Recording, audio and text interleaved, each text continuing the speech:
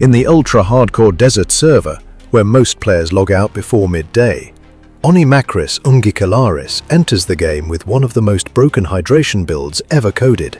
No wells, no oases, just fog. This beetle unlocks the headstand fog drain skill, a zero-mana passive that lets it channel airborne water straight into its intake port, pulling 30 to 40% of its body weight without moving a tile. No hydrophilic surfaces needed, no cooldown. Stack that with Trehalose core buffs for max water retention and a glycerol shield to resist dehydration, and you've got a loadout built to solo the Namib biome.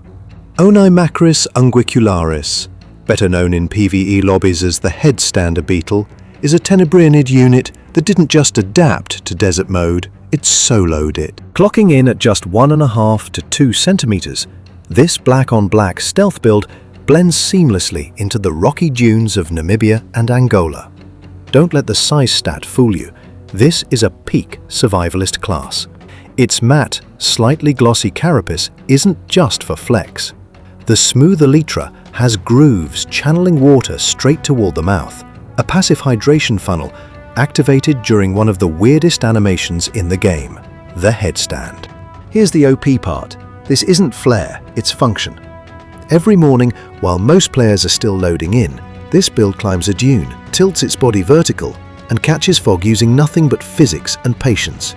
No hydrophilic roads, no traps, just raw design. The water efficiency is cracked. It can collect 30 to 40% of its body weight in liquid just by standing there. The legs, buffed for dune climbing and wind resistance.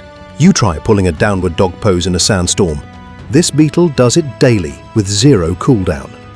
Between its cloak-tier color palette, micro-sized hitbox, and biome-specific harvesting strategy, Onimakris unguicularis isn't just a quirky gimmick. It's a min-maxed support main running on mist. Proof that in the right meta, brains and biomechanics beat brute force. But don't let the simplicity fool you. This is high-level hydrodynamic gameplay. Onimakris unguicularis has broken the meta with a skill no one saw coming: fog basking. Let's break down the playstyle of this tiny build. Let's start with the elytra, the beetle's armored backplate.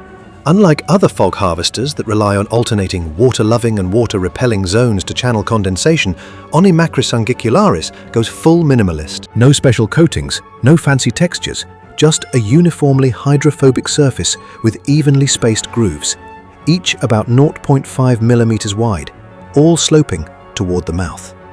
That's not decoration. That's a liquid funneling rail system.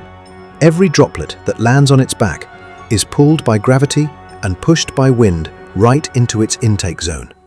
No wasted motion, no UI clutter, just clean execution. But hardware is only half the loadout.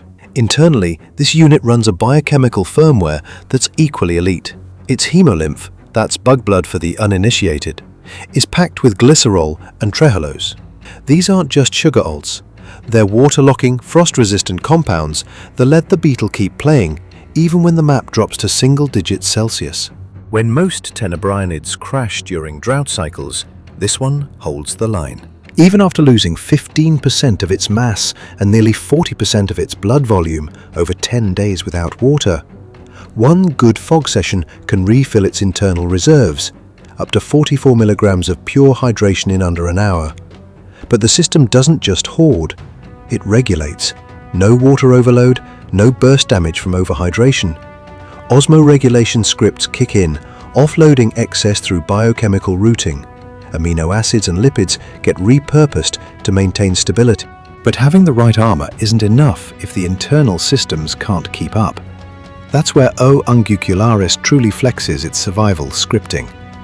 This beetle's hemolymph, its internal fluid, is rich in glycerol and trehalose, biochemical buffs that both retain water and prevent freeze debuffs when early morning fog dips close to 0 degrees Celsius. During drought simulations at 27 degrees in Greece over 10 days, test builds lost around 15% of body mass and 37% of blood volume. But one fog cycle was enough to restore hydration with a solid 44 milligrams of intake in just under an hour.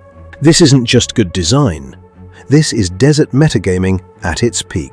But survival in the Namib Desert isn't just about hardware or hydration, it's about timing. Onychomacris unguicularis has mastered this with a time-gated activity loop that dodges the brutal midday debuff.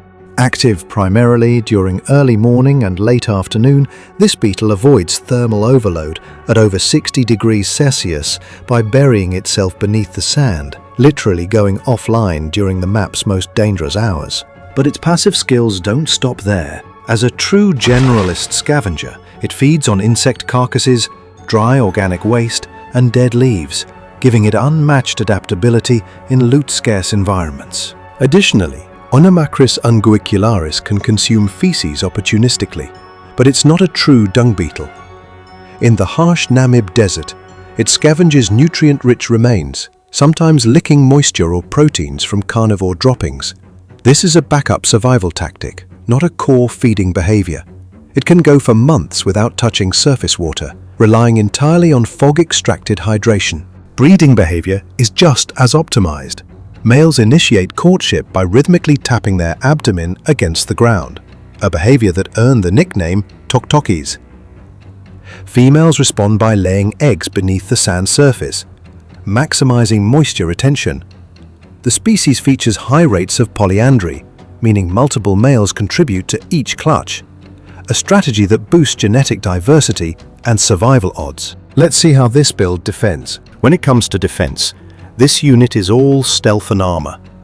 With no offensive abilities, it relies on a combination of hard elytra plating, sand burrowing, and death feigning to avoid combat.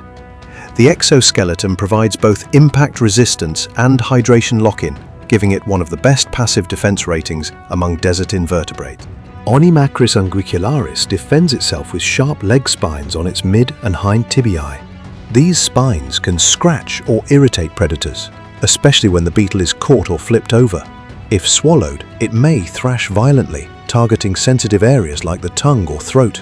Combined with tough elytra and sudden death feigning, these spines act as a counter-damage perk against careless attackers. And don't let the low aggression build fool you. If needed, this build can zip across hot sand quickly enough to avoid most ground-based threats. This is a survivalist with perfect environmental awareness. Dodge during peak heat, cloak in the terrain, scavenge when safe. It's not flashy, it's not aggressive, but it's exactly what you'd expect from a high-tier desert rogue. Quiet, efficient, and built to last. But the build's influence isn't locked to the Namib meta.